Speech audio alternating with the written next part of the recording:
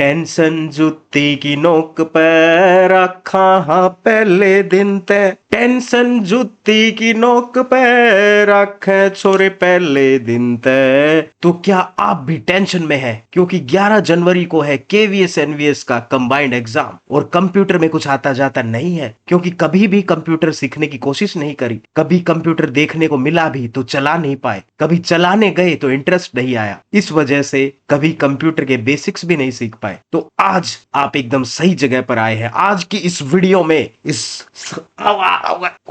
आज की इस वीडियो में इस संतरा बिल्ली के साथ बैठकर मैं आपको समझाने वाला हूं कंप्यूटर के सारे बेसिक्स, जिसे पढ़कर कंप्यूटर के सारे क्वेश्चन आप भिड़ा डालेंगे। चाहे आपका हो आर्ट्स बैकग्राउंड, चाहे हो साइंस बैकग्राउंड, और कंप्यूटर साइंस के हो तो वीडियो को छोड़कर जा सकते हो क्योंकि आपके जितना ज्ञान मुझे नहीं है। लेकिन अगर आप एक ऐसे बच्चे हैं जो कंप्यूटर के बेसिक सीखना चाहते हैं तो बने रहिए इस वीडियो में, पूरा कोर्स कर देंगे भाई, और जितनी भी देर लगे डट कर बैठना, मजा आएगा। तो चलो शुरू करते हैं भाई। देखो ये जो कोर्स मैंने बनाया है, एक ही वीडियो में हम बहुत सारे PYQs भी इसमें कवर करेंगे। KVS NVS DSSB CTET UPTET और भी पता नहीं कहां के टेट के इसमें PYQs डाले गए हैं, और जो कॉन्सेप्ट्स हैं उन PYQs से ही निकाले गए हैं। यानी ये सारे वो कॉन्सेप्ट्स हैं जो प्रीवियस ईयर के एग्जाम्स में पूछे जा चुके हैं। और इस सारे कंटेंट को टाइप करने में मेरी मदद की है इस संतरा बिल्ले ने, जिसका नाम है सिम्बा। इसके इन्हीं छोटे छोटे हाथों का एक कमाल है जो आप ये सारा कंटेंट देख पा रहे हैं।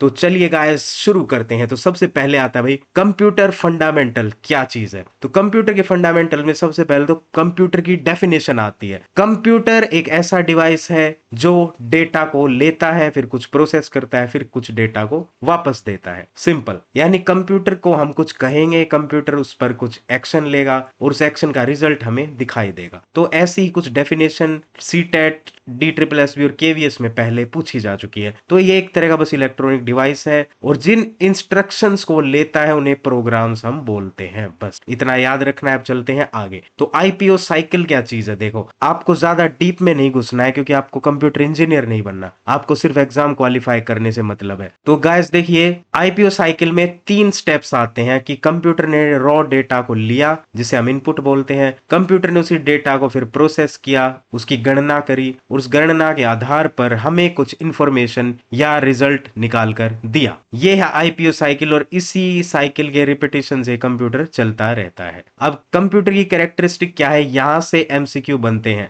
देखो कंप्यूटर स्पीड से काम करता है भाई, माइक्रो सेकंड्स में काम करता है, नो डाउट। एक्यूरेसी बहुत ज्यादा तगड़ी होती है अगर हम डेटा उसमें सही डालते हैं तो। डिलीजेंसी यानी वो कभी थकता नहीं है। वर्सेटिलिटी, एक साथ मल्टीटास्किंग कंप्यूटर कर सकता है, बहुत सारे टास्क एक साथ असाइन किए जा सकते हैं।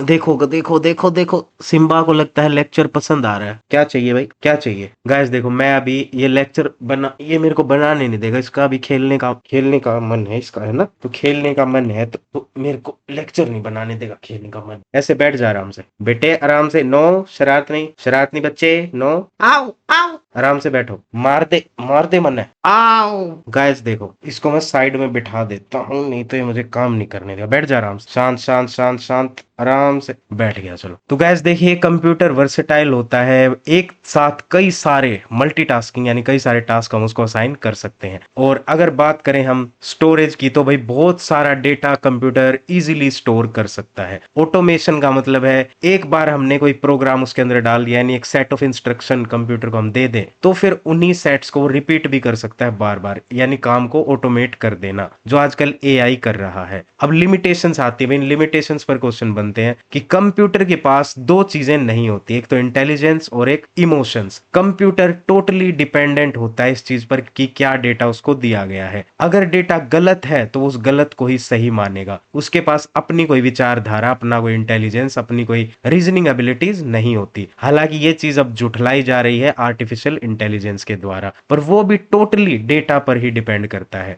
यानी इनके अंदर खुद का आत्म विश्लेषण करने की क्षमता नहीं होती जैसे इंसानों मशीनों के अंदर होती है, तो ये अपने डिसीजन खुद नहीं ले सकता, टोटली डिपेंड्स अपॉन डेटा। अब आगे चलते हैं, कंप्यूटर के कितने टाइप है भाई। पहले देखो एनालॉग कंप्यूटर। एनालॉग का मतलब है ऐसे कंप्यूटर जिसमें आपको मैकेनिकल पार्ट्स दिखाई दें। कंप्यूटर का काम होता है गणना करना, कैलकुलेशंस करना। तो जैसे आपने गाड़ी का स्पीडोमीटर देखा, जो पुरानी वाली एक्टिवा आती थी उसमें से सुई चलती थी, या जो बाइक्स आती थी उनमें सुई चलती थी, वो मैकेनिकल पार्ट्स थे, तो उनको बोलते हैं एनालॉग कंप्यूटर्स या एनालॉग मीटर, कुछ भी आप बोल लीजिए। फिर आए डिजिटल मीटर्स, तो उनको हम एनालॉग नहीं बोलेंगे, उसमें कोई मैकेनिकल पार्ट नहीं होता क्योंकि उनमें सिलिकॉन चिप्स होती हैं। तो देखिए डिजिटल में क्या होगा, सिलिकॉन चिप्स होंगी डिजिटल कंप्यूटर में, जो आज के टाइम हम यूज कर रहे हैं। आपके लैपटॉप, आपके मोबाइल फोन्स, सब में सिलिकॉन चिप्स लगी हुई हैं, और इनमें बाइनरी की फॉर्म में जो डेटा है स्टोर होता है, 0 और 1 की फॉर्म में। आपने ये स्कूल में भी पढ़ा होगा। रुक जाए यार गाइस, अगर आपको सिम्बा की मेहनत पसंद आई हो, सिम्बा ने जो नोट्स बनाए आपको अच्छे लगे हो, और आप चाहते हैं नोट्स आपको मिल जाए, तो पहले तो भाई डिस्क्रिप्शन में दिए गए टेलीग्राम लिंक पर चले जाना, डिस्क्रिप्शन में दिए गए टेलीग्राम लिंक पर। और अगर नोट्स पसंद आए हो तो सिम्बा को थैंक यू बोल देना, क्योंकि इसी ने नोट्स टाइप किए हैं। और अब सिम्बा आपसे विदा चाहता है, तो अब हम करते हैं बाय बाय। सिम्बा रुको रुको रुको। तो गाइस आज की वीडियो में इतना ही। Like, share, subscribe, tata, bye bye. ऊपर देखो बेटे, ऊपर बेटे, ऊपर देखो गुड्डू, सायोनारा। अब तू उधर बैठ जा, बिन्नू आराम कर, काम नहीं करने देगा यार तू मेरे को, छेड़ते नहीं है इसको। चलो नहीं, शरारत नहीं करते ओए, तो ये ऐसे ही बैठेगा लगता है। तो गाइस डिजिटल कंप्यूटर्स में क्या होता है, सिलिकॉन चिप्स का यूज होता है, और जो डेटा है 0 और 1 की फॉर्म में स्टोर किया जाता है। आपने सब स्कूल्स में भी पढ़ा होगा आपने। तो 0 और 1 की फॉर्म में जब कंप्यूटर डेटा को स्टोर करता है तो उसे बोलते हैं binary system. Hybrid computer use किए जाते हैं मेडिकल मशीन्स में। जैसे आप ईसीजी कराने जाते हैं तो उसमें थोड़ा थोड़ा डिजिटल का पोर्शन होता है, थोड़ा थोड़ा एनालॉग का पोर्शन होता है, यानी दोनों तरह के कंप्यूटर्स उसमें इस्तेमाल किए जाते हैं। और काफी सारे हाई एंड कंप्यूटर्स जो इंडस्ट्रीज में यूज होते हैं उनमें भी डिजिटल और एनालॉग दोनों का एक मिश्रण आपको देखने को मिलेगा। हालांकि हम जिस कंप्यूटर से रोज रूबरू होते हैं, जॉब के बाद भी होंगे, आईसीटी लैब में काम करेंगे, वो सब डिजिटल कंप्यूटर्स ही हैं। एनालॉग से हमारा कोई लेना देना नहीं होता। अब आते हैं जनरेशंस ऑफ कंप्यूटर्स पर, यानी कंप्यूटर्स की किस किस पीढ़ी में क्या क्या बदलाव आए, क्या क्या इनोवेशंस हुई। तो जो सबसे हाईलाइटिंग फीचर है उस जनरेशन का, सिर्फ वो यहां पर दिया गया है, और उतना ही आपको याद रखना है। देखिए मैं फिर से बता रहा हूं, सब कुछ नहीं रटना, सब कुछ याद नहीं करना, सिर्फ उतना ही पढ़ना है जितना अपने काम का है, जिनमें से क्वेश्चन पूछे जाते हैं। फर्स्ट जनरेशन जो कंप्यूटर थे उनमें वैक्यूम ट्यूब्स का इस्तेमाल किया गया, एज इट इज क्वेश्चन आते हैं, और ये है इसका example ENIAC। Second generation computers में ट्रांजिस्टर्स आए, एज इट इज क्वेश्चन आता है। थर्ड जनरेशन में इंटीग्रेटेड सर्किट, जिसे आईसी बोलते हैं, इंटीग्रेटेड सर्किट। देखो असल में क्या होता है, वैक्यूम ट्यूब्स को छोटा छोटा करके ट्रांजिस्टर बनाए, ट्रांजिस्टर को छोटा छोटा करके इंटीग्रेटेड सर्किट, जिसे माइक्रोचिप्स बोलते हैं, फिर उसको और ज्यादा छोटा कर दिया तो माइक्रो प्रोसेसर्स, और फिर उन माइक्रो प्रोसेसर्स की ही सहायता से कंप्यूटर में न्यूरल नेटवर्क्स बनाए, जिससे आर्टिफिशियल इंटेलिजेंस का उदय हुआ। तो अभी जो फिफ्थ जनरेशन में कंप्यूटर्स हम यूज कर रहे हैं वो है आर्टिफिशियल इंटेलिजेंस वाले। आपका फोन, आपका लैपटॉप, आप जो कुछ भी यूज कर रहे हैं उसमें आर्टिफिशियल इंटेलिजेंस का कोई ना कोई फीचर तो मिलेगा ही। तो यहां पर सारी जनरेशन हो गई है कवर। अब एक बार एमसीक्यू पर नजर डालते हैं। देखो IPO cycle stands for input process output, ये हम कर चुके हैं। आगे चलिए, ENIAC belongs to which generation, तो ये सीटेट का क्वेश्चन था इसलिए अलग से मैंने ऊपर भी इसको दिखा दिया। तो फर्स्ट जनरेशन का उदाहरण है ENIAC। Which is not a characteristic of computer. हाँ गाइज, एक काम और आप कर सकते हैं, जैसे सारी की सारी जनरेशंस के एग्जाम्पल आप चाहें तो याद रख सकते हैं, लेकिन देखिए सबसे इंपॉर्टेंट ENIAC था क्योंकि वो फर्स्ट था, तो उसको याद रखना इंपॉर्टेंट था। बाकी तो अब बहुत सारे टाइप के कंप्यूटर बने, बहुत सारे उनके एग्जाम्पल्स होंगे, तो अब हम क्या क्या याद रखते फिरेंगे। तो ENIAC ही याद रखिए, आप चाहें तो और ज्यादा भी रख सकते हैं इंटरनेट पे सर्च करके। Which is not a characteristic of computer, तो भाई क्या खासियत नहीं है कंप्यूटर की। देखो कंप्यूटर में स्पीड होती है, एक्यूरेसी सटीकता बिल्कुल होती है, स्टोरेज की कैपेसिटी भी है, लेकिन कंप्यूटर इंटेलिजेंट नहीं होता। तो यही इसका आंसर है। Digital computers work on which system, तो डिजिटल कंप्यूटर भाई बाइनरी पर काम करते हैं। आईसीज इंटीग्रेटेड सर्किट किस में यूज हुई थी भाई, थर्ड जनरेशन में। तो ये सब रिपीटेड क्वेश्चंस हैं डिफरेंट टीचिंग एग्जाम्स के। अब आते हैं हम अपने अगले टॉपिक पर, कंप्यूटर हार्डवेयर, जिसका काफी ज्यादा हाई वेटेज होता है और यहां से काफी सारे क्वेश्चंस पूछे भी जाते हैं। पहले तो हार्डवेयर की जो डेफिनेशन डेफिनेशन है वो कई बार पूछी जा चुकी है। Computer hardware refers to physical component, यानी ऐसे कंपोनेंट जिनको हम अपने हाथों से छू सकते हैं, उन कंपोनेंट्स को कहा जाता है कंप्यूटर हार्डवेयर। जैसे लैपटॉप का कीबोर्ड, इसका टच पैड, इसकी स्क्रीन, इनको हम छू सकते हैं हाथों से। और इवन इसके स्क्रू खोल दे तो अंदर से रैम निकलेगी, अंदर से हार्ड डिस्क तो अब कहाँ होती है, एसएसडी निकलेगी। और इस तरह जितने भी कंपोनेंट्स हैं इसके अंदर जिनको हम हाथ से फिजिकली टच कर सकते हैं, वो सब है हार्डवेयर। तो ये तो काफी बेसिक सी डेफिनेशन है, आगे चलते हैं। अब देखो हार्डवेयर में कितने टाइप के पार्ट्स हैं। देखो पहला है इनपुट डिवाइसेस जिनको हम बोलते हैं। तो इनपुट डिवाइसेस के एग्जांपल्स डायरेक्टली याद रखने हैं, ये आते हैं डायरेक्ट क्वेश्चंस आते हैं। कीबोर्ड, माउस, ये सब तो सबको पता ही होता है। स्कैनर को भी इनपुट डिवाइस में रखेंगे क्योंकि वो डेटा को भेजता है कंप्यूटर के अंदर। वेब कैम, बिल्कुल जैसे मेरी अभी वेब कैम से रिकॉर्डिंग हो रही है तो वो भी इनपुट डेटा है। माइक्रोफोन, बिल्कुल जैसे ये माइक लगा हुआ है, मेरी आवाज को कंप्यूटर के अंदर डाल रहा है। जॉयस्टिक कमांड्स, यानी गेम खेलेंगे तो कमांड हम कंप्यूटर को देंगे। लाइट पेन, जैसे ये पेन है मैं अभी यूज कर रहा हूं इनपुट के लिए। टच स्क्रीन भी इनपुट के लिए।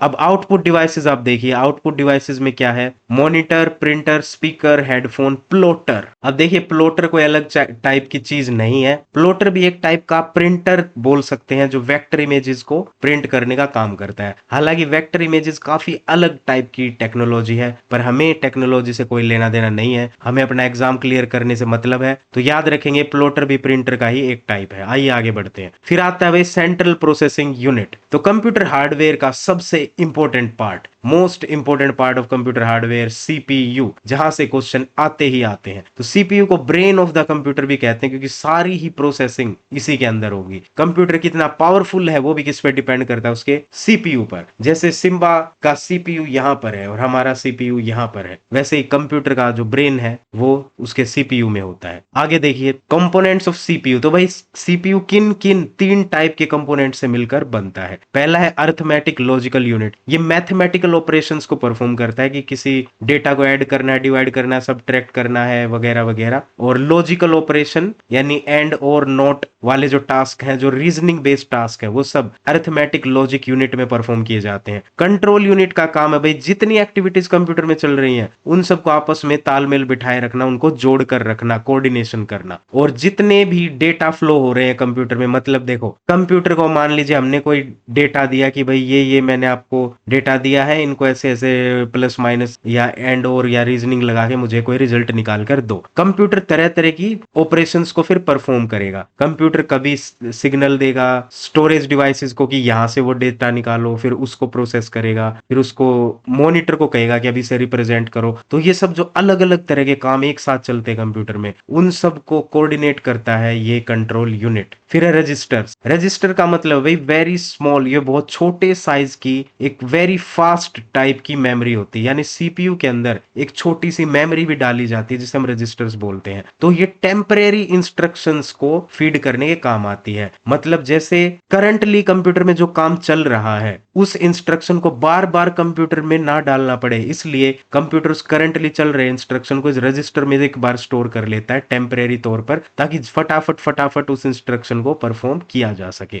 बहुत ज्यादा कंफ्यूजन नहीं होना। ऐसा ही कुछ रैम में भी पढ़ने को मिलता है कि रैम क्या है, करंटली जो टास्क अभी चल रहा है वो रैम के अंदर चलता है, हम ऐसा बोलते हैं। पर रैम बहुत अलग चीज है, रैम सीपीयू का पार्ट नहीं है, रैम एक अलग से मेमोरी होती है। ठीक है, तो अभी क्या याद रखना है, सीपीयू में एक मेमोरी यूनिट है छोटी सी जिसका नाम है रजिस्टर्स, भूल जाओ बाकी। और याद रखने योग्य बात, रजिस्टर रैम से भी फास्ट होते हैं। तो जो fastest type of memory computer में होती है वो है रजिस्टर्स, वो पाई जाती है सीपीयू के अंदर। चलिए आगे चलते हैं भाई, जीपीयू ग्राफिक्स प्रोसेसिंग यूनिट। तो जो गेमिंग लैपटॉप्स होते हैं, जैसे मेरे पास है Asus ROG, तो ये गेमिंग लैपटॉप है, इसमें जीपीयू अलग से है, सीपीयू भी है और जीपीयू भी है, ग्राफिक्स प्रोसेसिंग यूनिट। इसका काम होता है सिर्फ और सिर्फ ग्राफिक्स यानी इमेजेस, गेम्स वगैरह को हैंडल करना। मेनली इसका काम है इमेजेस को या जो वीडियोस हैं उसको हैंडल करने का, एनिमेशन वगैरह। ठीक है, तो ये काम वैसे तो सीपीयू भी कर सकता है, लेकिन सीपीयू ज्यादा लोड लेगा, ज्यादा एफिशिएंट नहीं होगा, और जीपीयू बना ही इन सब कामों के लिए है, तो वो काम को और ज्यादा फास्ट कर देता है। इसका जो वर्क फ्लो है, जो काम करने का तरीका, वो एकदम सीपीयू जैसा ही होता है, पर इसके अंदर जो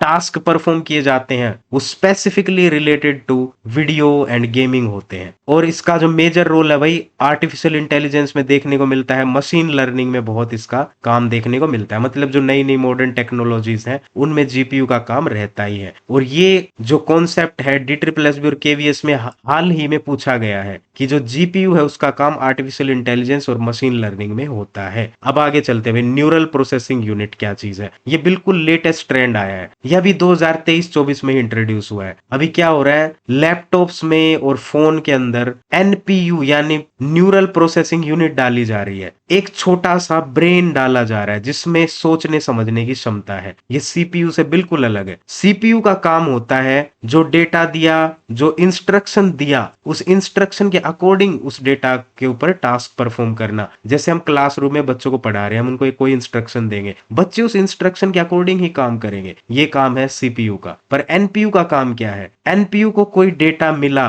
वो अपनी सूझबूझ से रीजनिंग लगाकर अपने आप उसका रिजल्ट निकालता है। यानी एक तरह से ह्यूमन ब्रेन की तरह ये काम करता है, इसमें रीजनिंग एबिलिटी होती है। तो आर्टिफिशियल इंटेलिजेंस के जो टास्क है कंप्यूटर में परफॉर्म करने के लिए हमें जरूरत पड़ती है एनपीयू की। तो जो अभी लेटेस्ट जनरेशन के कंप्यूटर है 2024-25 में जो आए हैं उनमें एनपीयू यूनिट पाई जाती है। फोन्स में भी आने लगी है। तो एआई के फीचर जिन फोन में है इसका मतलब है उनमें एनपीयू की यूनिट पाई जाती है। तो देखो हमने क्या पढ़ा भाई, अभी तक इनपुट डिवाइसेस पढ़े, फिर उसके बाद सीपीयू पढ़ा, फिर जीपीयू पढ़ा, फिर हमने पढ़ा एनपीयू। तो सब क्लियर है। अब चलते हैं आगे। अब आता है भाई मेमोरी, काफी इंपॉर्टेंट चीज है मेमोरी। पहले तो दो टाइप की हम याद रखेंगे, आगे और भी टाइप्स हैं। पहले मेन जो दो टाइप्स हैं, रैंडम एक्सेस मेमोरी और read only memory. Random access memory का मतलब है रैम। ये बहुत ही वोलेटाइल है, मतलब एक बार इसमें डेटा गया, जब तक वो काम चल रहा है कंप्यूटर में तब तक तो डेटा रहेगा उस मेमोरी में। जैसे ही काम कंप्लीट हुआ या हमने कंप्यूटर बंद किया वो मेमोरी क्लीन हो जाएगी। ये मेमोरी काफी ज्यादा फास्ट होती है, इसलिए रैम का इस्तेमाल किया जाता है करंटली रनिंग डेटा के लिए। तो देखो सेम चीज लिखी है, वोलेटाइल मेमोरी है। वोलेटाइल का मतलब जिसमें से डेटा उड़ जाए, और पावर ऑफ कर देंगे तो भी रैम में से डेटा उड़ जाएगा। वही करंटली रनिंग, जो प्रोग्राम अभी चल रहे हैं, जो काम अभी चल रहा है, जैसे मैं अभी वीडियो रिकॉर्ड कर रहा हूं, तो ये जो वीडियो रिकॉर्डिंग सॉफ्टवेयर और पेन टैबलेट वाला जो सॉफ्टवेयर है, ये सॉफ्टवेयर अभी रैम के अंदर चल रहे हैं। हालांकि ये जो सॉफ्टवेयर हैं ये इंस्टॉल तो कर रखे हैं एसएसडी ड्राइव में, लेकिन वो एसएसडी नहीं रन कर रही है अभी उनको। अभी वो जो रनिंग का काम है वो रैम कर रही है। आई होप आपको समझ आ रहा होगा। जब तक ये टास्क परफॉर्म हो रहा है तब तक वो सारा इंफॉर्मेशन रैम के पास है। जैसे ही मैं इन सॉफ्टवेयर्स को बंद कर दूंगा, रैम से निकलकर वापस अपनी पेरेंट स्टोरेज में वो डेटा चला जाएगा। तो ये एक तरह की टेम्परेरी मेमोरी होती है। यूज इसलिए की जाती है क्योंकि इसमें हम काम करते हैं तो स्पीड से होता है, फास्ट होता है। तभी हम कंप्यूटर की रैम भी बढ़ाते हैं, और जिस फोन की रैम ज्यादा होती है वो फास्ट चलता है। अब आगे आते हैं रोम पर। तो देखो रोम है रीड ओनली मेमोरी। रोम में हमें वो डेटा मिलता है जिसको असल में हम छू भी नहीं सकते। जैसे आपके पास अगर कोई भी फोन है, मान लीजिए रेडमी का फोन है, जब आप स्विच ऑन उसे करेंगे तो ऊपर वो लिखाएगा MI, फिर कुछ लिखाएगा पावर्ड बाय एंड्रॉइड, फिर कोई एनिमेशन आएगा। आप कितनी भी कोशिश कर लीजिए उस फोन की सेटिंग्स में जाकर इस चीज को बदल ही नहीं पाएंगे कि वो MI का लोगो ना आए, या वो जो एनिमेशन आ रहा है वो ना आए, या पावर्ड बाय एंड्रॉइड लिखा हुआ ना आए, आप उसे बदल पाए, आप कर ही नहीं पाएंगे। तो इसे बोलते हैं बेसिक इनपुट आउटपुट सिस्टम। तो इसी को बोला जाता है BIOS, basic input output system. ऐसे ही आपने लैपटॉप का बटन दबाया, जैसे ही लैपटॉप ऑन हुआ तो उस पे आपको दिखेगा आपके लैपटॉप का लोगो, मान लीजिए एसुस, वो लिखाएगा, फिर कुछ छोटे छोटे नंबर्स वगैरह लिखे आएंगे, फिर विंडोज स्टार्ट होता है। तो हमारा जो कंट्रोल है, हम खुद जिस चीज को चेंज करना चाहें हम सिर्फ विंडोज को ही चेंज कर सकते हैं, जो एक ऑपरेटिंग सिस्टम है। पर इस कंप्यूटर का जो बायोस सिस्टम है, जो एसुस लिखा रहा है, एनिमेशन आ रहा है शुरुआत में, उसे हम किसी भी तरीके से चेंज नहीं कर सकते। वो जो कंप्यूटर का मैन्युफैक्चरर है, जो मोबाइल का मैन्युफैक्चरर है, उसमें परमानेंटली डालकर भेजता है, जिसे हम कभी चेंज नहीं कर सकते। इसी को बोलते हैं रोम, रीड ओनली मेमोरी। यानी इसे हम सिर्फ देख सकते हैं, कंप्यूटर से सिर्फ रीड कर सकता है, चेंज नहीं कर सकता, कोई चेंज इस पर परफॉर्म नहीं होता। तो देखो क्या लिखा है, नॉन वोलेटाइल मेमोरी। बिल्कुल, ये मेमोरी कभी भी गायब नहीं होती, मतलब इसमें जो डेटा है वो हमेशा के लिए स्टोर्ड रहेगा, और परमानेंट इंस्ट्रक्शन स्टोर रहेंगे, जैसे बायोस डेटा। तो बायोस का मतलब होता है बेसिक इनपुट आउटपुट सिस्टम। तो बेसिक इनपुट आउटपुट सिस्टम का काम है कंप्यूटर में एटलीस्ट ऑपरेटिंग सिस्टम को इंस्टॉल करवा देना, जो मेन काम हम और आप देखते हैं वो ये ही काम है। बाकी कोई हार्डकोर और भी काम होता है वो इंजीनियर्स जानते होंगे। रैम इज फास्टर देन रोम। तो देखो पीछे हमने क्या देखा था भाई, याद रखना, रजिस्टर जो पाए जाते हैं सीपीयू के अंदर, तो सीपीयू में जो रजिस्टर मिलते हैं वो फास्टर है रैम से और रैम फास्टर है रोम से। तो ये सीरीज आपको याद रखनी है, रजिस्टर फास्टेस्ट मेमोरी, फिर रैम, फिर रोम। अब चलते हैं आगे भाई, रोम के भी टाइप्स हैं तो उनको जल्दी जल्दी देखते चलेंगे। देखिए मास्क्ड रोम का मतलब है भाई परमानेंटली प्रोग्राम्ड जो मैन्युफैक्चरर करके भेजता है, जिसे बाद में चेंज कर ही नहीं सकते, इम्पॉसिबल टू चेंज, जो मैंने आपको पहले बता ही दिया। पी रोम प्रोग्रामेबल रोम, एक खाली चिप जिसे एक बार यूजर प्रोग्राम कर सकता है, तो इससे वन टाइम प्रोग्रामेबल डिवाइसेस बनते हैं। ठीक है, ऐसा कोई डिवाइस मुझे तो आज तक कभी दिखा नहीं, कभी जरूरत भी नहीं पड़ी, होते होंगे भाई इंजीनियर्स के चोचले। आगे चलो, इरेजेबल प्रोग्रामेबल रोम, यानी ऐसी रोम मेमोरी जिसे इरेज भी किया जा सकता है और फिर से रीप्रोग्राम भी किया जा सकता है, लेकिन इरेज करने के लिए याद रखने योग्य बात भाई, अल्ट्रावायलेट लाइट का इस्तेमाल किया जाएगा। आगे चलो, इलेक्ट्रिकली इरेजेबल, यानी से इलेक्ट्रिकली हम इरेज कर पाएंगे। फिर है फ्लैश मेमोरी, वो पेन ड्राइव टाइप की, यूएसबी ड्राइव टाइप। ठीक है, तो ये सब एग्जांपल्स हैं रोम के। अब देखो जब आप पेन ड्राइव लाते हैं तो पेन ड्राइव में भी, मान लीजिए आप 64 जीबी की पेन ड्राइव लाए, उसे आप लैपटॉप में कनेक्ट करेंगे तो आपको देखने को मिलेगा उसमें फ्री मेमोरी करीब 58 जीबी ही मिलेगी 64 जीबी में से। तो बाकी की वो जो 5-6 जीबी थी कहां चली गई? उस 5-6 जीबी में उस पेन ड्राइव की इंटरनल फाइल स्टोर्ड है कि वो पेन ड्राइव कैसे काम करेगी, किस फॉर्मेट में डेटा को सेव करेगी, कितनी स्पीड से करेगी, इनपुट कैसे होगा पेन ड्राइव में, आउटपुट कैसे होगा, सेविंग कैसे परफॉर्म होगी, वो सब जो वो कंपनी है पेन ड्राइव की उसमें वो सब डेटा स्टोर करती है, जो उसका बेसिक इनपुट आउटपुट सिस्टम है। यानी उस पेन ड्राइव के अंदर जो उसका खुद का परमानेंटली स्टोर्ड डेटा है वो उसमें रहेगा, तो उसे फ्लैश मेमोरी बोलते हैं। आगे चलिए, देखो जितना जमीन पर उतरकर, जितना नीचे गिरकर मैं गिरी हुई हरकतें करके आपको समझा सकता हूं, मैं समझा रहा हूं, और मुझे उम्मीद है ये सब गिरी हुई हरकतें आपको पसंद आ रही होंगी और आपको लेक्चर भी पसंद आ रहा होगा। चलिए आगे चलते हैं। फिर आता है सेकेंडरी मेमोरी। तो सेकेंडरी मेमोरी में पहले तो मैग्नेटिक टाइप की स्टोरेज, जो पुराने जमाने में मेमोरीज यूज होती थी। देखो जो प्राइमरी मेमोरी होती है वो ऐसी है जिसे हम लैपटॉप, कंप्यूटर या फोन में से निकाल नहीं सकते। सेकेंडरी मेमोरी ऐसी है जो रिमूवेबल भी रहती है, जैसे हार्ड डिस्क जो पहले यूज होती थी पुराने लैपटॉप्स में, हालांकि अभी भी कई सारे लोगों के पास मिल जाएंगे हार्ड डिस्क वाले लैपटॉप। मैग्नेटिक टेप ये तो अब विलुप्त हो चुकी है, तो किसी के पास नहीं मिलने वाली। वो जो रील वाली कैसेट आती थी, गाने गुने बजाते थे उसमें, वो वाली। तो ये दोनों है मैग्नेटिक स्टोरेज डिवाइसेस। इनमें एक मैग्नेटिक डिस्क होती है जिसमें मैग्नेटिक कंपोनेंट्स लगे होते हैं और उसके कारण ही उसमें सब स्टोरेज वगैरह परफॉर्म होता है। ज्यादा डीप में हमें नहीं जाना, इंजीनियर हमें नहीं बनना। आगे चलते हैं। ऑप्टिकल स्टोरेज, ऑप्टिकल जो शब्द है इसका मतलब होता है रिलेटेड टू लाइट। तो लेजर से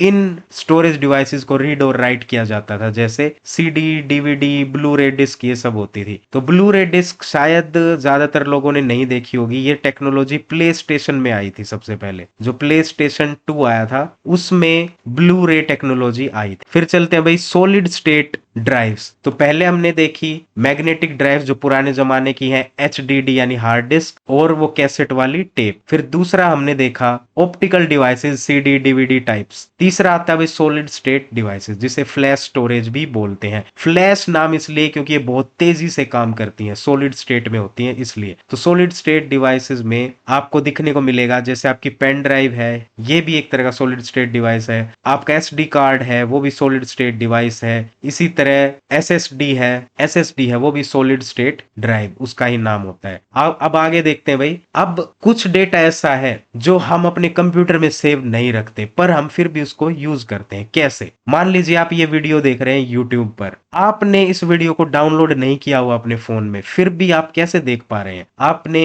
कंप्यूटर को टाइप करके कुछ कुछ बताया कि मुझे ये वीडियो देखनी है, कंप्यूटर ने वो सिग्नल भेजा यूट्यूब के पास, यूट्यूब के सर्वर के पास। यूट्यूब के सर्वर ने उस सिग्नल को पहचाना कि भी इसको कौन सी वीडियो चाहिए, फिर वो सिग्नल गया यूट्यूब के स्टोर हाउस के पास जिसे हम डेटाबेस बोलते हैं। तो उस डेटाबेस या स्टोर हाउस में क्या होता है, बहुत बड़ी सी लैब होती है, उसमें दुनिया भर के सीपीयू रखे होते हैं पानी में डुबो डुबो के, क्योंकि वहां गर्मी बहुत पैदा होती है। तो उनके अंदर ये सारा डेटा स्टोर्ड है। मेरी ये जो वीडियो है यूट्यूब के उसी स्टोर हाउस में स्टोर्ड है। आप बस अपने कंप्यूटर से उसको एक्सेस कर पा रहे हैं, डायरेक्टली अपने कंप्यूटर की मदद से उस कंप्यूटर को चला पा रहे हैं। इसे बोलते हैं क्लाउड कंप्यूटिंग या क्लाउड स्टोरेज। क्लाउड सिर्फ इसलिए नाम दिया क्योंकि एक तरह से आप बादलों पर चल रहे हैं। आपने सिग्नल भेजा बादलों में, बादलों से गया वो यूट्यूब के पास, यूट्यूब से सिग्नल वापस आया बादलों में, और बादलों से वापस आया आपके पास। ठीक है, तो इस तरह क्लाउड कंप्यूटिंग काम करती है, और क्लाउड कंप्यूटिंग के माध्यम से हम बहुत सारे काम करते हैं। गूगल ड्राइव में अपना डेटा हम स्टोर रखते हैं, अपने फोन में स्टोर ना रख के अब हम कहाँ रखते हैं, गूगल ड्राइव में। वो सब कहा जाता है गूगल के स्टोर हाउस के पास। गूगल का भी अपना डेटाबेस है, वही बड़ी बड़ी लैब्स, बड़े बड़े सीपीयू पानी में डुबो डुबो के उनको रखा गया है। सेम वही सिस्टम है। ऐसे ही क्लाउड गेमिंग भी हो रही है आजकल, कि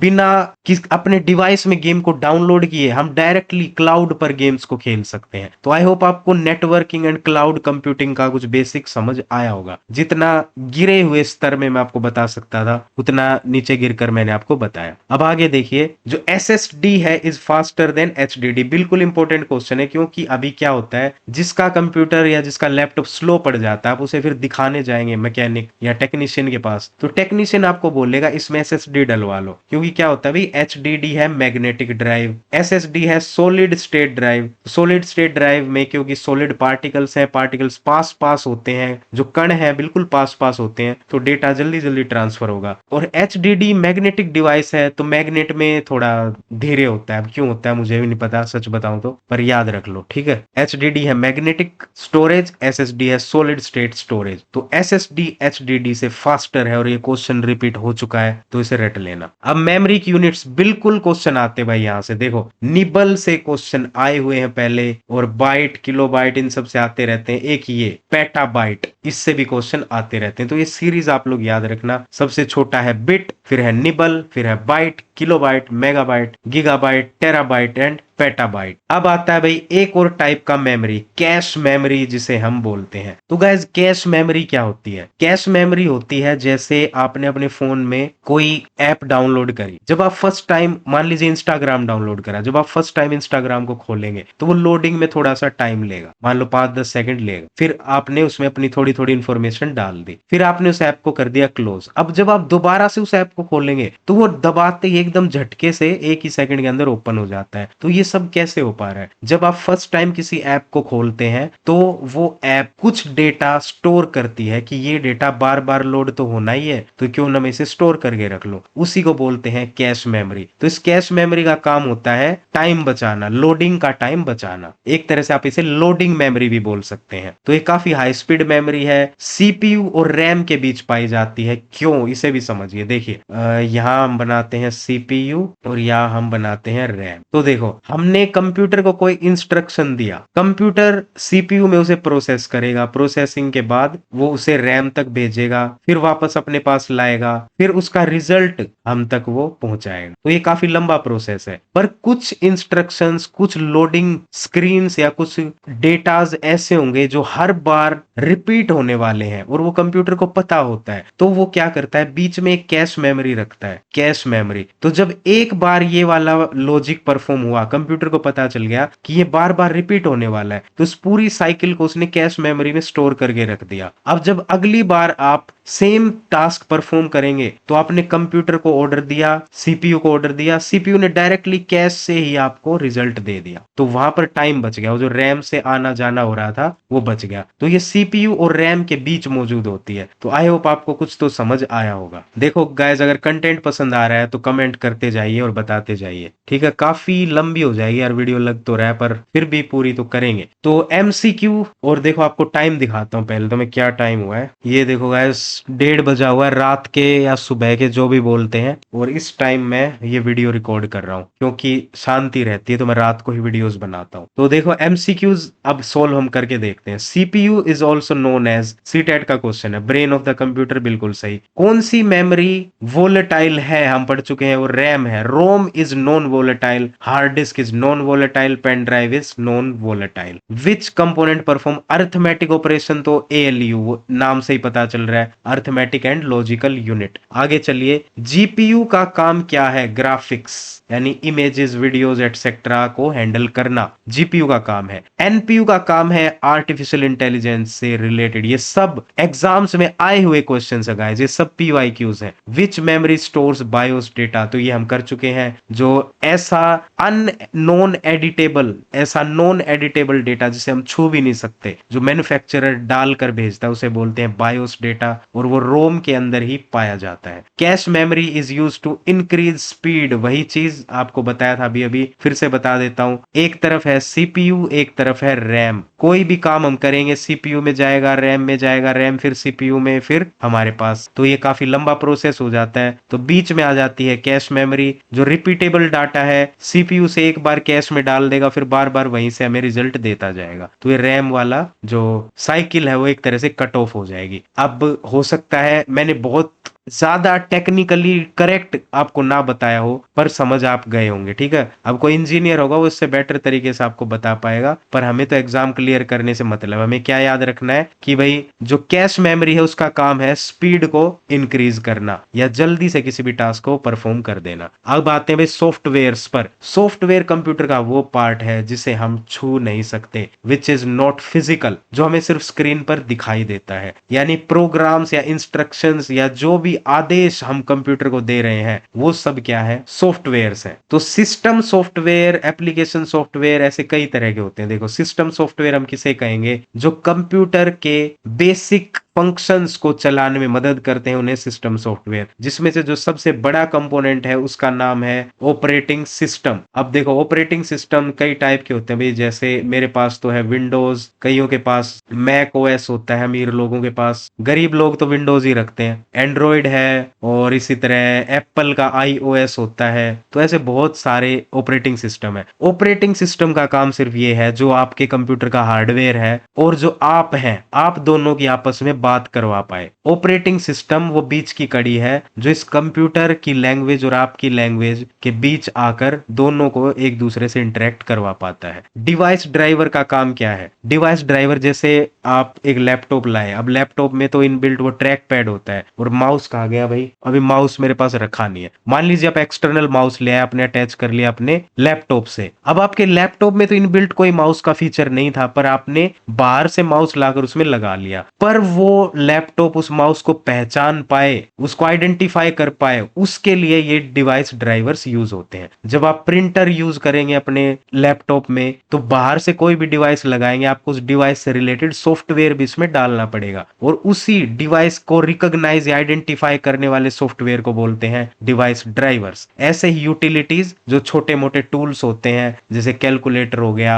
और वाईफाई का ड्राइवर हो गया, ऐसे छोटी मोटी चीजें। एप्लीकेशन सॉफ्टवेयर क्या चीज है, ये वो सॉफ्टवेयर है जो एक पर्टिकुलर काम को करने के लिए बनाए जाते हैं, तभी इनका नाम है एप्लीकेशन, और इनसे कोई ऐसा मीनिंगफुल टास्क परफॉर्म हो जाए जो हमारी लाइफ को चेंज करता हो, तभी इसका नाम है एप्लीकेशन सॉफ्टवेयर। जैसे एमएस वर्ड, हमें कोई डॉक्यूमेंट बनाना है, एक्सेल कोई डेटा शीट बनानी है, पावर पॉइंट कोई प्रेजेंटेशन बनानी है, ब्राउजर अगर हमें इंटरनेट को सर्फ करना है, तो ये एप्लीकेशन सॉफ्टवेयर काम आते हैं, और इनको जिस काम के लिए बनाया जाता है ये केवल वही काम परफॉर्म कर पाते हैं। ओह, सिम्बा के करवट बदलने का टाइम हो गया। तो आइए गाइस अब चलते हैं आगे। तो भाई जो सॉफ्टवेयर है, अगर हम इकोनॉमिक्स की दृष्टि से अब देखें तो सॉफ्टवेयर हमारे पास 3-4 टाइप के मिलेंगे। एक है ओपन सोर्स। ओपन सोर्स का मतलब जिसका जो कोड है, सोर्स कोड है, वो एकदम ओपन हो, जिसे कोई भी चेंज कर पाए, कोई भी रीड कर पाए। जैसे लिनक्स कंप्यूटर का ऑपरेटिंग सिस्टम होता है, आम आदमी इसको इस्तेमाल नहीं करते, जो इंजीनियर्स हैं वो लिनक्स में घुसते हैं। मैंने भी 1-2 बार ट्राई किया है, हालांकि मैं तो इंजीनियर भी नहीं हूं, ठीक है। विंडोज हम सब ने यूज किया है, और इसको प्रोप्राइटरी इसलिए लिखा गया है क्योंकि विंडोज फ्री नहीं होता। जब आप अपना लैपटॉप या कंप्यूटर खरीदते हैं तो उसके साथ ही विंडोज के पैसे जुड़कर उसमें आते हैं, नहीं तो फिर हम जो दुकान वाले से विंडोज डलवाते हैं वो होती है पायरेटेड, वो चोरी वाली विंडोज है। पर इंडिया में पायरेसी को कोई सीरियसली लेता नहीं है, हमें तो पता भी नहीं था भाई, स्कूल पास आउट होने के बाद हमें पता चला कि विंडोज के पैसे भी लगते हैं। फिर आता है फ्रीवेयर। फ्रीवेयर में क्या होता है, कंटेंट आपको फ्री मिल जाएगा पर उसमें कुछ कुछ चीजें एड ऑन्स होती हैं जो आप खरीद भी सकते हैं। जैसे पबजी का जो गेम है या फ्री फायर का जो गेम है, गेम कंप्लीटली फ्री, आप उसे डाउनलोड करिए, फ्री में खेलिए। लेकिन उसमें जो पैक्स हैं, किसी गन की आपको स्किन चाहिए या आपको कोई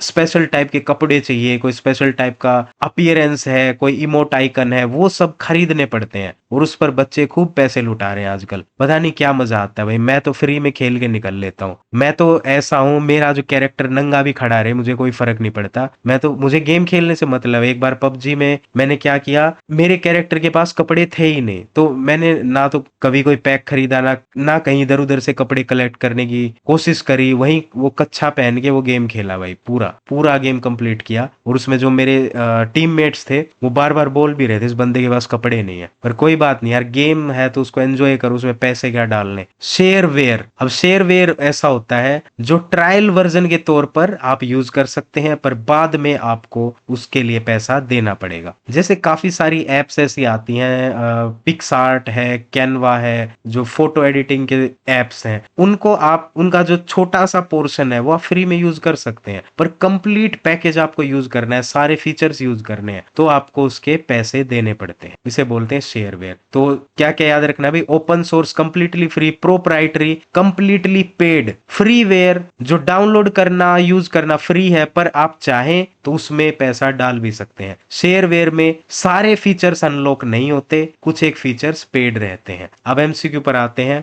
Windows is an example of, Windows किसका एग्जाम्पल है भाई, एप्लीकेशन सॉफ्टवेयर का, सिस्टम सॉफ्टवेयर, यूटिलिटी या हार्डवेयर, तो भाई बिल्कुल ऑपरेटिंग सिस्टम है तो सिस्टम सॉफ्टवेयर। लिनक्स किसका एग्जाम्पल है, प्रोप्राइटरी का, बिल्कुल नहीं, ओपन सोर्स। लिनक्स एकदम फ्री है, ओपन सोर्स है। और लिनक्स की कभी टाइम मिले तो लिनक्स की एक बार हिस्ट्री पढ़ना, लिनक्स ने एक तरह से दुनिया बदल दी थी आने के बाद, पर अभी हम उन सब डिटेल्स में नहीं जाएंगे, आपके पास टाइम हो तो अपने आप पढ़ लेना। विच मैनेजेस हार्डवेयर रिसोर्सेज, तो देखो हार्डवेयर के, जो भी हार्डवेयर के कंपोनेंट्स आपके कंप्यूटर में, लैपटॉप में, उनको मैनेज करना और यूजर से यानी हम इंसानों से उसकी बात करवाना, ये काम है किसका, ऑपरेटिंग सिस्टम का। एमएस एक्सेल का काम क्या है, एक्सेल पे हम ड्राइंग नहीं करते, ब्राउजिंग भी नहीं करते, वीडियो एडिट भी नहीं, कैलकुलेशन हम कर सकते हैं। शेयरवेयर का क्या मतलब है, सिर्फ ट्रायल वर्जन मिलता है, यानी कुछ एक फीचर्स हैं जो हम यूज कर पाएंगे, सारा यूज नहीं कर पाएंगे। अब आते हैं ओपन ऑपरेटिंग सिस्टम पर, तो वही बात जो मैं आपको बता चुका हूं, एक इंटरफेस है यूजर और हार्डवेयर के बीच, यानी आपकी कंप्यूटर से बात करवाने का काम करता है। देखो कंप्यूटर क्या लैंग्वेज समझता है, कंप्यूटर को यह पता है करंट आया, करंट नहीं आया, करंट आया, करंट नहीं आया, उसी को वो 0101 बोलता है। जब करंट आ रहा है तो वो उसको 1 बोलता है, करंट नहीं आ रहा तो 0 बोलता है। तो एक करंट आना ना आना, इसी तरह कंप्यूटर बात करता है, पर ये लैंग्वेज हम नहीं समझते। हम बोलते हैं हिंदी, इंग्लिश, हरियाणवी, स्पेनिश, दुनिया भर की भाषाएं हमारे पास। अब वो सारी भाषाएं ये मशीन नहीं समझती, तो इन दोनों के बीच तालमेल बिठाने का काम करता है ऑपरेटिंग सिस्टम। तो ऑपरेटिंग सिस्टम का काम क्या है भाई, ये डेटा को प्रोसेस करवाता है, मेमोरी में डालता है, फाइल बनवाता है, डिवाइस का मैनेजमेंट करता है, वही सब की हमें इंटरेक्ट करा रहा है। टाइप कैसा है, सिंगल यूजर, जैसे अभी विंडोज हम यूज कर रहे हैं तो सिंगल यूजर है, एक ही आदमी के लिए बना है। मल्टी यूजर, कोई ऐसे ऑफिस में या ऐसी जगह पर हम काम करते हैं जहां एक साथ बहुत सारे कंप्यूटर्स जुड़े हों, तो मल्टी यूजर भी हो सकता है। रियल टाइम तो हमारे तो खैर किसी काम का ये होता नहीं, साइंटिस्ट वगैरह यूज करते हैं कि भाई कोई सैटेलाइट कहां से जा रही है, वहां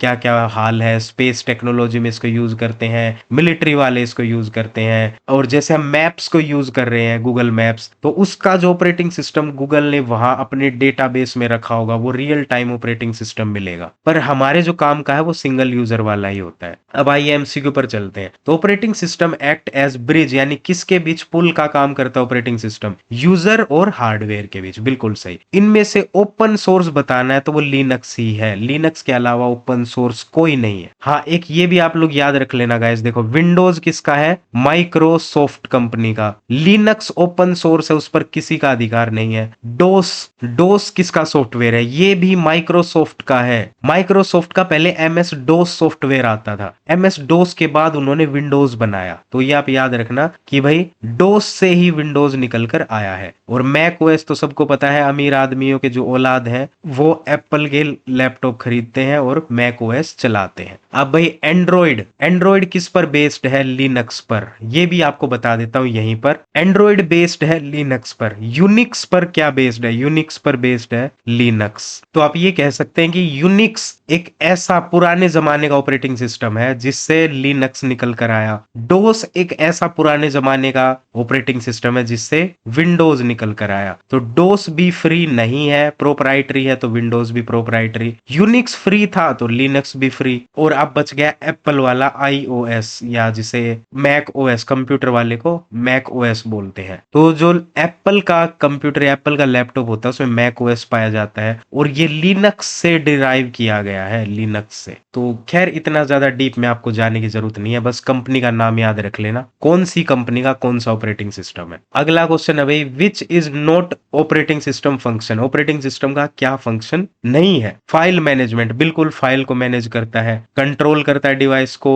मैनेजमेंट और कंट्रोल तो सारा ही ऑपरेटिंग सिस्टम ही करेगा। कैलकुलेशन नहीं करेगा, क्योंकि कैलकुलेशन जो काम है एएलयू का काम है, अरिथमेटिक एंड लॉजिकल यूनिट का, जो कि सीपीयू का पार्ट है। मल्टीटास्किंग किसका फीचर है? Hardware, firmware, application. देखिए ऑपरेटिंग सिस्टम ही है जो बहुत सारे टास्क को कंप्यूटर को देगा करने के लिए, उसे मैनेज करवाएगा। तो ये मैनेजमेंट का ही तो काम है, मल्टीटास्किंग। तो ये भी ऑपरेटिंग सिस्टम ही करने वाला है। आगे चलते हैं, एमएस वर्ड। क्या याद रखना है एमएस वर्ड के बारे में? देखो इन सॉफ्टवेयर के अंदर हम नहीं घुसेंगे, वैसे तो जिसने ये सॉफ्टवेयर यूज किए होते हैं वो ऑटोमेटिकली सारे क्वेश्चंस के आंसर कर देता है, पर आपने नहीं भी किए हैं तो जो मेन मेन चीजें हैं वो मैंने यहाँ हाईलाइट कर दी है, उनको आप याद रख लेना, आपका काम चल जाएगा। एमएस वर्ड का काम है भाई डॉक्यूमेंट्स बनाना। जो फाइल स्टोर होगी किस फॉर्मेट में होगी? डॉट डॉक एक्स के नाम से सेव होगी। जैसे आप कोई रीडेबल डॉक्यूमेंट बनाते हैं फिर उसे सेव करते हैं तो डॉट पीडीएफ में सेव होती है, उसी तरह एमएस वर्ड की फाइल डॉट डॉक एक्स में सेव होगी। तो इसी फॉर्मेट को बोला जाता है एक्सटेंशन। और इसी के साथ यहाँ ये भी याद रख लेना कि पावर पॉइंट में अगर हम कोई भी फाइल सेव करते हैं तो वो डॉट पीपीटीएक्स में सेव होती है। कोई इमेज सेव करते हैं तो डॉट जेपीजी में वो सेव होती है। इसी तरह कोई रीडेबल डॉक्यूमेंट है डॉट पीडीएफ में वो सेव होता है। ये फॉर्मेट्स हैं जिनमें इन फाइल्स को सेव किया जाता है। अगर हमें बोल्ड करना है किसी लेटर को या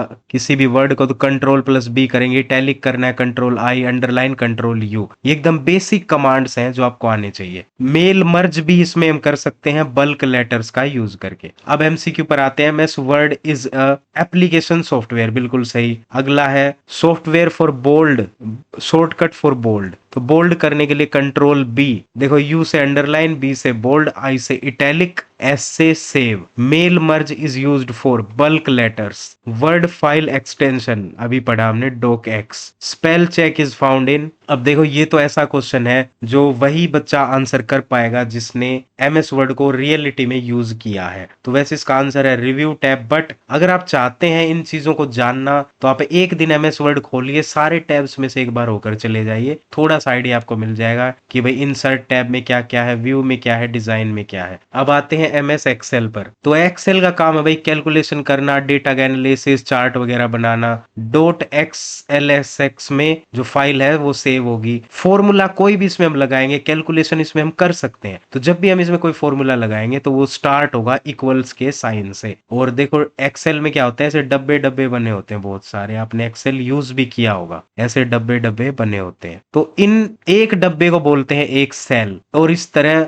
हॉरिजॉन्टल जो सेल्स हैं उनको बोला जाता है रोज, और ऐसे बोला जाता है वर्टिकली कॉलम्स। तो अब क्वेश्चन देखिए, एक्सेल की जो फाइल है इस फॉर्मेट में सेव होती है, फॉर्मूला स्टार्ट होता है इक्वल्स टू से, और सम के लिए अगर हम ऐसा लिख दें, ऐसा फॉर्मूला हम यूज कर पढ़ते हैं, तो इसका मतलब होता है एडिशन। और सेल का मतलब है एक इंटरसेक्शन। बार चार्ट कंपैरिजन के लिए यूज होता है। ये सब क्वेश्चंस पहले आए हुए हैं। आगे चलते हैं एमएस पावर पॉइंट से रिलेटेड। तो प्रेजेंटेशन या स्मार्ट टीचिंग के लिए हम इसका यूज करते हैं। पीपीटीएक्स में जो है फाइल सेव होती है। पीपीटी का यूज होता है प्रेजेंटेशन के लिए। स्लाइड शो अगर हमें चलाना है, स्लाइड शो चलाने के लिए हम F5 का यूज करते हैं। अब देखो ये तो वो चीजें हैं, जब आप इस सॉफ्टवेयर को यूज करेंगे तभी उसको आप सीख पाएंगे। फिर भी मैंने प्रीवियस ईयर क्वेश्चन से जो क्वेश्चन निकल पाए वो निकाले हैं। पीपीटी का एक्सटेंशन ये रहा, पीपीटीएक्स, बिल्कुल सही। एनिमेशन मींस मोशन, बिल्कुल। पीपीटी इंप्रूव्स टीचिंग की इफेक्टिवनेस को बढ़ा देता है, बिल्कुल सही। अब आते हैं हम इंटरनेट और नेटवर्किंग पर। पहले इंटरनेट का मतलब समझते हैं क्या है। आपके पास एक कंप्यूटर है, ऐसे ही दुनिया भर में बहुत सारे लोगों के पास कंप्यूटर है। उसके पास कोई इंफॉर्मेशन है जो आपके पास नहीं है, तो आप एक दूसरे से अपने कंप्यूटर को जोड़ सकते हैं। इसी को बोलते हैं इंटरनेट। जब बहुत सारे कंप्यूटर्स ऐसे दुनिया भर के जुड़ जाते हैं, उसे बोल देते हैं वर्ल्ड वाइड वेब। एक जाल बन गया, नेटवर्क का जाल, उसे बोलते हैं वर्ल्ड वाइड वेब। तो वही सब बातें यहाँ पर लिखी गई हैं कि ग्लोबल नेटवर्क है, इंटरकनेक्ट करता है, ब्ला ब्ला ब्ला। तो ये सीटेट डीएसएसएसबी में पूछा गया है। वर्ल्ड वाइड वेब भी मैंने आपको समझा दिया। स्पाइडरमैन की तरह चारों तरफ जाल हम बिछा देते हैं नेटवर्क का, और उसे वर्ल्ड वाइड वेब बोलते हैं। अब आते हैं वेबसाइट क्या चीज है भाई।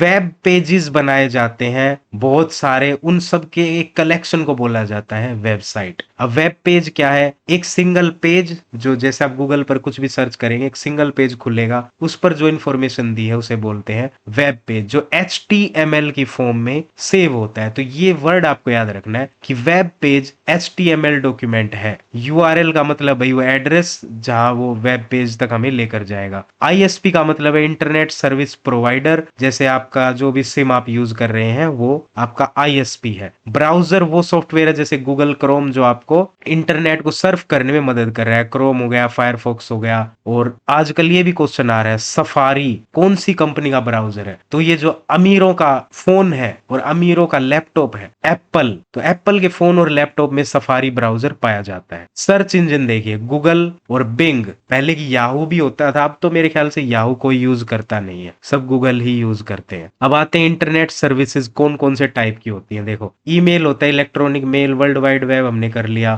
FTP है फाइल ट्रांसफर प्रोटोकॉल, कि कोई फाइल हमें ट्रांसफर करनी है तो FTP से करेंगे। वीडियो कॉन्फ्रेंसिंग का मतलब होता है ऑनलाइन मीटिंग। क्लाउड सर्विसेज, इस पर थोड़ी देर पहले भी मैंने बात की थी। क्लाउड सर्विसेज या क्लाउड कंप्यूटिंग क्या चीज है? आपने यहां से कुछ रिक्वेस्ट भेजी YouTube के पास, वो बादलों में गई, बादलों से सैटेलाइट में गई, सैटेलाइट से वापस बादलों में, बादलों से YouTube के सर्वर के पास। YouTube के सर्वर ने पहचाना आपने एक वीडियो मांगी है अनुज नागर सर की, जो स्टोर्ड है YouTube के डेटाबेस में, तो वहां से उस वीडियो को प्ले किया जाएगा और उसी सिग्नल को वापस ऐसे करके भेजा जाएगा आपके लैपटॉप तक। इसको बोला जाता है क्लाउड कंप्यूटिंग। तो क्लाउड कंप्यूटिंग या क्लाउड सर्विसेज का इस्तेमाल आप ऑनलाइन स्टोरेज के लिए भी करते हैं, जैसे गूगल ड्राइव है, गूगल फोटोज है। स्ट्रीमिंग के लिए भी करते हैं, जैसे यूट्यूब है, नेटफ्लिक्स है। और गेमिंग के लिए भी होता है। अब इंडिया में क्लाउड गेमिंग भी आ गई है, एक्सबॉक्स क्लाउड के नाम से। और ई कॉमर्स क्या चीज है भाई? ऑनलाइन जो खरीदते बेचते हैं, तो सबको पता ही है। अब प्रोटोकॉल्स देखते हैं। HTTP और HTTPS कहाँ यूज होती है? वेब ब्राउजिंग में। जिस वेबसाइट के पीछे आपको HTTPS ना लिखा मिले शुरुआत में, तो वो सेफ नहीं होती। ये एक तरह की सिक्योरिटी प्रोटोकॉल है। FTP फाइल ट्रांसफर प्रोटोकॉल है। SMTP सेंडिंग मेल्स या सेंडिंग ईमेल्स, और ये वाली प्रोटोकॉल यूज होती है ईमेल को रिसीव करने के लिए। और इंटरनेट कम्युनिकेशन बैकबोन, देखो अब इनमें ज्यादा अंदर नहीं घुसना, सिर्फ ये ऊपर ऊपर के जो कीवर्ड्स हैं इनको याद रखो। क्वेश्चन भिड़ जाए तो ठीक है, बहुत ज्यादा डीप आ रहा है तो छोड़ दो, मत करो, क्योंकि इतना ज्यादा पढ़ के हम करेंगे क्या? हमें अपना सब्जेक्ट भी तो पढ़ना है, ठीक है। तो जो ऊपर ऊपर की चीजें हैं, जो नेटवर्किंग है, काफी कॉम्प्लिकेटेड टॉपिक है, ये इंजीनियर्स तक को समझ नहीं आता। तो हम तो सिर्फ टीचर बनने की तैयारी कर रहे हैं, हमें अपना एग्जाम क्लियर करने से मतलब है। तो जो मेन पॉइंट्स हैं, कीवर्ड्स हैं, सिर्फ वही हम याद रखेंगे। आगे चलिए, अब आते हैं नेटवर्किंग पर। तो कंप्यूटर नेटवर्क कुछ नहीं है, जैसे इंटरनेट था, बहुत सारे कंप्यूटर्स एक साथ जुड़े हुए हैं, कनेक्टेड है, वही सब नेटवर्किंग है।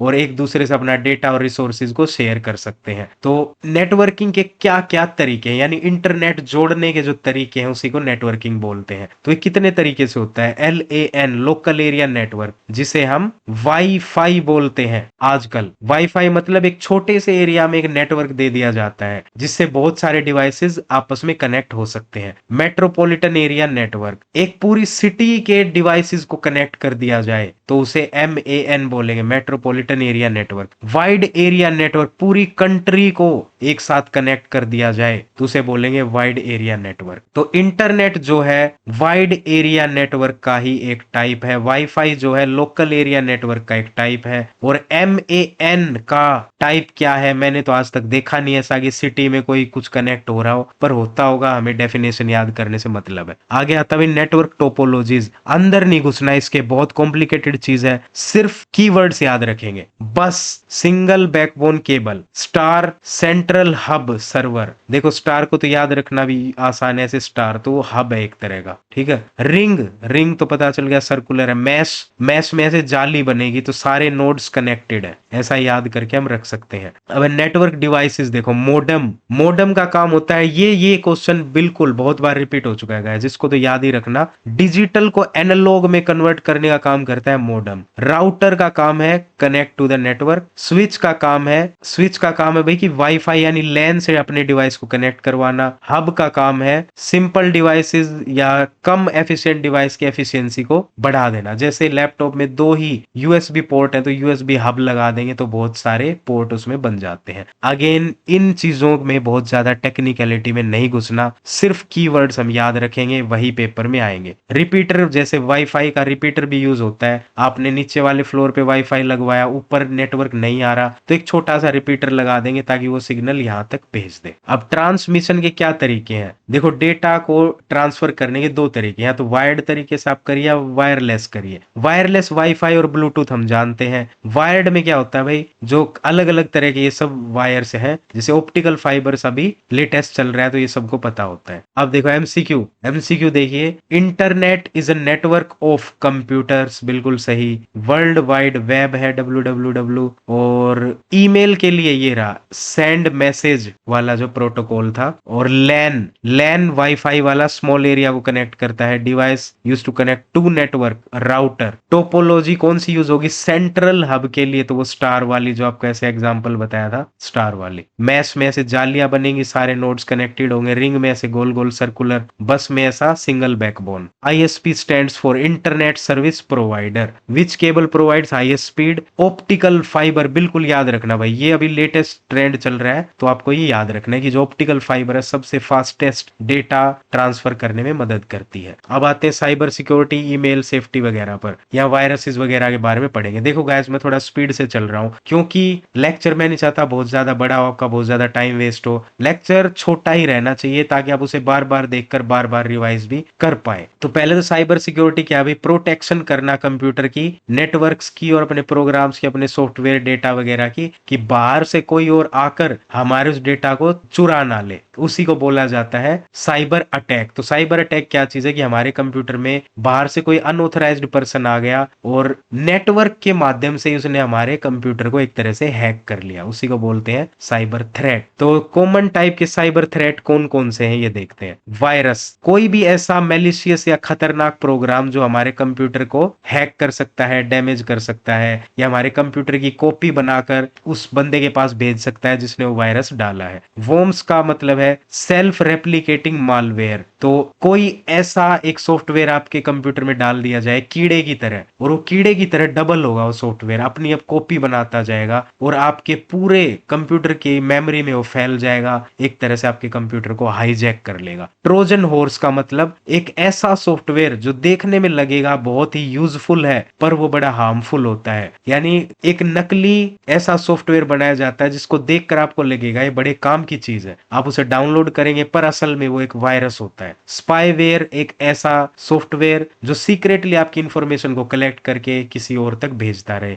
रैंसमवेयर आपका डेटा लॉक कर देगा, और फिर रैंसम लिखा है तो रैंसम का मतलब होता है फिरौती मांगना, फिर वो आपसे पैसे मांगेंगे, तो जहां पैसे इन्वॉल्व हो जाए वहां रैंसम शब्द याद रखना। फिशिंग, फेक ईमेल, वेबसाइट वगैरह से आपकी इंफॉर्मेशन को चुरा लेना। हैकिंग, अनऑथराइज्ड एक्सेस हो जाए सिस्टम में, मतलब इनमें से किसी भी टाइप से अगर आपके सिस्टम में कोई घुस गया तो उसको हम हैकिंग ही बोलते हैं। फिर हैकिंग दो टाइप की है, एथिकल हैकिंग या व्हाइट हैट हैकिंग बोलते हैं, या रेड हैट हैकिंग, या जिसे अनएथिकल हैकिंग बोलते हैं। एथिकल मतलब जो अच्छे काम के लिए की जाए, कि हम किसी टेररिस्ट को पकड़ रहे हैं तो हमने पुलिस की मदद करने के लिए टेररिस्ट के कंप्यूटर को हैक कर लिया, उसे बोलेंगे व्हाइट हैट हैकिंग। और रेड हैट हैकिंग या अनएथिकल हैकिंग हम किसे कहेंगे, जब हम गलत काम करने के लिए एज अ क्राइम किसी के कंप्यूटर को हैक कर ले। अब आगे चलते हैं, ईमेल रिलेटेड थ्रेट्स क्या क्या हो सकती हैं। देखो, ईमेल में स्पैम आ सकता है, यानी जो बिना अनचाहे कॉल्स भी आती हैं आजकल, तो स्पैम कॉल्स आ रही हैं,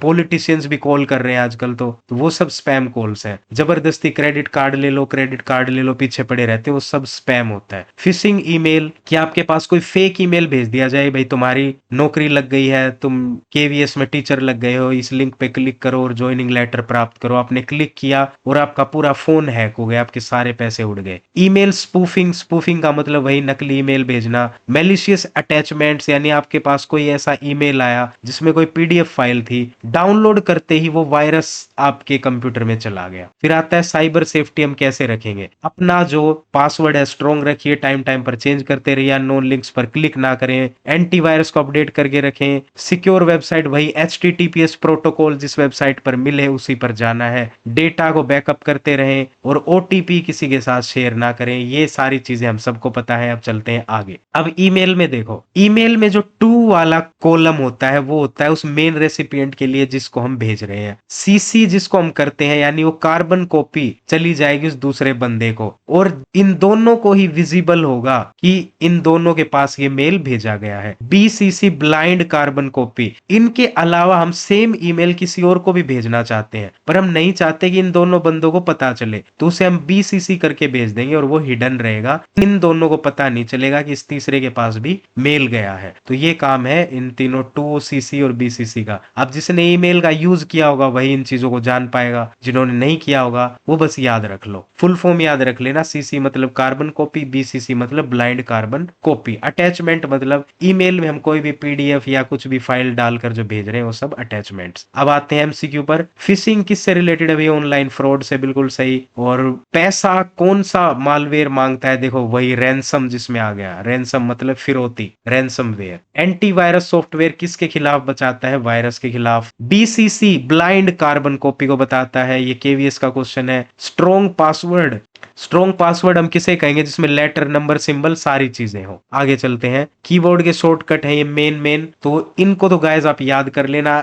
एक क्वेश्चन तो 100% आता है कीबोर्ड शॉर्टकट से। तो अब इनको मैं यहाँ रीड करने में टाइम बर्बाद नहीं करूंगा, आप वीडियो को पॉज करके इनको देख सकते हैं, याद कर सकते हैं और आगे बढ़ सकते हैं। ये सारे हो सकता है आपको याद हो भी जाए अगर आपने कभी इनको यूज किया होगा। जैसे ये जो शुरुआत वाले हैं कॉमन, ये सबको याद मिलेंगे। इसके बाद वाले जो है वो स्पेसिफिक है कि MS वर्ड में ये यूज होंगे, MS एक्सेल में, MS और विंडोज के जो कुछ शॉर्टकट हैं वो ये। जैसे आपको पावर ऑफ करना है कंप्यूटर को तो ये वाला शॉर्टकट ये मैं खुद यूज करता हूं तो मुझे वैसे ही याद है। तो एक बार आप वीडियो को पॉज करके सब देख सकते हैं और पढ़ सकते हैं। तो इनको मैं स्किप कर रहा हूं तो आप ये खुद देख लेना। आगे चलते हैं, ICT इन एजुकेशन से रिलेटेड जो MCQ पहले आए हैं सिर्फ उनको हम पढ़ेंगे। अब ICT इन एजुकेशन आपने अपनी BEd की बुक्स में भी बहुत पढ़ा होगा, उसमें ऐसा कुछ टेक्निकल पढ़ने लायक नहीं होता, सिर्फ MCQ सोल्व हम कर लेते हैं। ICT stands for information communication technology. Diksha is related to teacher training. सही, स्वयं, भाई स्वयं पे बहुत क्वेश्चन आ रहे हैं तो स्वयं को याद रखना। ऑनलाइन कोर्सेज है, इस पे गवर्नमेंट द्वारा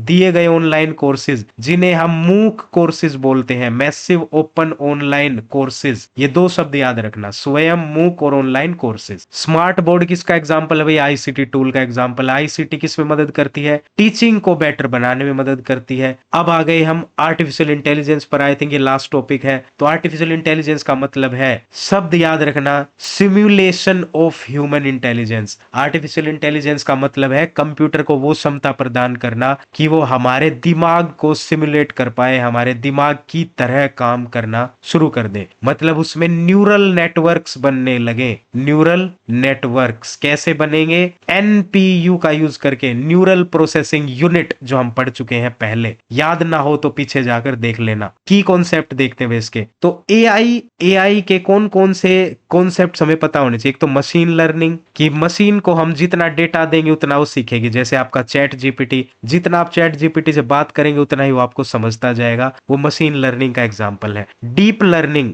लर्निंग यूजिंग न्यूरल नेटवर्क्स, यानी इंसान के दिमाग की तरह सोच पाना और फिर रीजनिंग भी कर पाना, उसे बोलते हैं डीप लर्निंग। जैसे आप चैट जीपीटी खोलेंगे तो उसमें डीप थिंकिंग का एक अलग से ऑप्शन है, पर वो शायद पेड फीचर है। तो डीप थिंकिंग में क्या है, वो एज अ ह्यूमन आपको आंसर दे पाएगा। फिर आता है भाई neural network inspired by human brain, बिल्कुल। चैट बोट जैसे चैट जीपीटी, हालांकि चैट जीपीटी में सारी ही क्वालिटीज है। कंप्यूटर विजन, कंप्यूटर विजन, अगर मशीन में एबिलिटी आ जाए इमेजेस को देखने की और उन इमेजेस को पहचानने की, उनमें कुछ चेंज करने की, उसे बोलते हैं computer vision. Natural language processing, ये क्या चीज है कि हम जो लैंग्वेज बोल रहे हैं कंप्यूटर उसी लैंग्वेज को उसी रूप में समझे, बिना उसको बाइनरी में कन्वर्ट करे। जैसे हमने पीछे बात की थी, कंप्यूटर 0 और 1 की लैंग्वेज समझता है, करंट आया नहीं आया, आया नहीं आया, जिसे वो 0 और 1 बोलता है। लेकिन अगर कंप्यूटर डायरेक्टली हमारी ह्यूमन लैंग्वेज ही समझने लग जाए तो उसे हम बोलेंगे नेचुरल लैंग्वेज प्रोसेसिंग। तो ये सब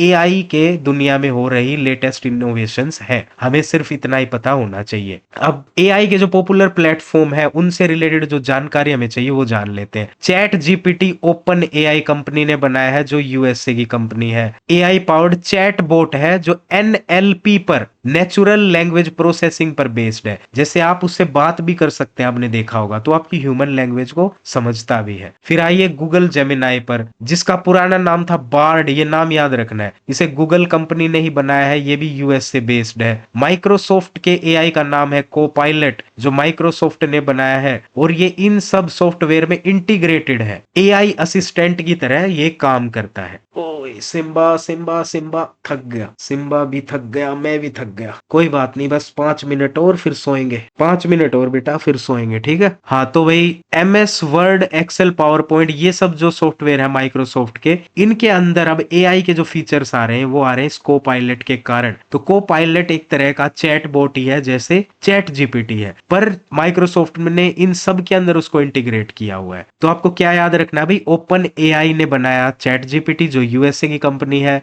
गूगल ने बनाया बार्ड जिसका बाद में नाम पड़ा गूगल जेमिनाई, वो भी यूएसए बेस्ड, को पायलट माइक्रोसॉफ्ट का है वो भी यूएसए बेस्ड, और अभी जो चाइना का निकल कर आया था वो नीचे दिया हुआ होगा आई थिंक, अच्छा इसमें नहीं लिखा, कोई नहीं बता देता हूं, चाइना का था भाई डीप सीक। तो डीप सीक पर क्वेश्चन और भी कई एग्जाम्स में आए हैं, तो ये चाइना से निकल कर आया है। बाकी अदर जो एआई टूल्स है, एलेक्सा हम सबको पता है अमेजोन का है, सीरी एप्पल का है अमीरों का, गूगल असिस्टेंट को तो हम जानते ही हैं, ग्रामरली का काम है, राइटिंग में काम करता है, मिड जर्नी और डाल ई याद रखना भाई, ये भी कई एग्जाम्स में आ चुका है डाल ई के नाम से। ये एआई इमेज जनरेशन के काम आता है। अब एआई का काम क्या है, देखो एप्लीकेशंस ऑफ एआई, कि हम इससे स्मार्ट असिस्टेंट्स बना सकते हैं गूगल असिस्टेंट की तरह। फेस रिकॉग्निशन, फेस आईडी, आजकल हम आधार वेरिफिकेशन अपने फोन पर ही कर लेते हैं, फेस रिकॉग्निशन, क्योंकि वो एआई की मदद से हो रहा है। सेल्फ ड्राइविंग कार्स आ रही हैं, यूट्यूब नेटफ्लिक्स का जो पूरा एल्गोरिदम है अब एआई बेस्ड हो गया है, डेटा बेस्ड नहीं रहा, एआई पर जा रहा है वो सब कुछ। एजुकेशन को पर्सनलाइज्ड बनाने के लिए भी एआई का इस्तेमाल किया जा रहा है। अब एआई को कौन कौन सा हार्डवेयर चाहिए होता है, एक तो जीपीयू, अगर हम ग्राफिक्स इंटेंसिव कोई भी काम कर रहे हैं तो उसमें जीपीयू का बड़ा रोल रहेगा। एनपीयू, न्यूरल प्रोसेसिंग यूनिट, जो ऑब्वियसली अगर आपको कोई भी एआई टास्क कंप्यूटर में परफॉर्म कराना है, लोकली है मैं बात कर रहा हूं, आपका इंटरनेट बंद है, आप चैट जीपीटी यूज नहीं कर रहे, फिर भी आपको इंटरनेट बंद करके कंप्यूटर में ही एआई टास्क परफॉर्म कराना है, तो वहां एनपीयू की जरूरत पड़ती है। अदरवाइज आप जो चैट जीपीटी वगैरह यूज कर रहे हैं, भले ही आपके कंप्यूटर में या फोन में एनपीयू ना हो तो भी वो एआई काम कर देता है, क्योंकि उसका एनपीयू चैट जीपीटी के सर्वर पर है, वहां क्लाउड में, ठीक है। तो एनपीयू लोकली उस टास्क को परफॉर्म करता है आप ही के लैपटॉप या कंप्यूटर में, बिना इंटरनेट की सहायता से, तो वहां पर एनपीयू का काम आता है। तो एनपीयू में इंटरनेट ना भी हो तो भी एआई टास्क परफॉर्म हो जाएगा लोकली। अब चलते हैं आगे, एमसीक्यू भाई लास्ट है आई थिंक। तो AI stands for artificial intelligence, machine learning is a subset of, हम मशीन लर्निंग एआई का ही पार्ट है। एआई प्रोसेसिंग में सबसे ज्यादा मदद कौन करता है, देखो देखो देखो, यहां कंफ्यूजन हो सकती है गाइस। अगर यहां एनपीयू भी दिया होता तो आंसर होता है एनपीयू, पर एनपीयू दिया ही नहीं गया तो आंसर क्या हुआ जीपीयू, क्योंकि हमने ऊपर क्या देखा, दो हार्डवेयर रिक्वायरमेंट्स है, जीपीयू और एनपीयू। और अगर ऐसा दिया होता कि लोकली एआई को कौन परफॉर्म करता है, एआई टास्क को लोकली विदाउट इंटरनेट, तो भी NPU. Chatbot is an example of AI application, NLP human language, ये भी हमने पढ़ लिया। तो गाइस वीडियो हो गई है पूरी। Thank you for watching this video.